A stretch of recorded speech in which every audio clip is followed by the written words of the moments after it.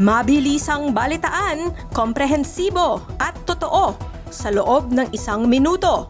Simula na ang Diskurso Tidbits. 8 luxury cars nasamsam sa BGC condo ni Zaldico. Pero nasaan na nga ba siya?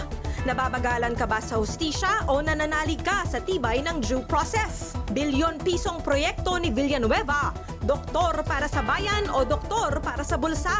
Tiwala ka ba kay Joel o duda ka na panibagong ghost na naman ito na magmumulto sa atin? Bangga mi modus sa Commonwealth Avenue sa Quezon City, iniimbestigahan ngayon ng pulisya. Ganyan na ba talaga kahirap ang buhay ngayon? O sadyang dumarami lang talaga ang mga tamad na mandurugas? Bansa for sale! Trump babayaran daw ang mga citizen ng Greenland ng $10,000 to $100,000 each. Ikaw, kadiskurso, kapag inalok ka ng ganyan kalaking halaga, tatanggapin mo ba at tatalikuran ang pagiging Pinoy?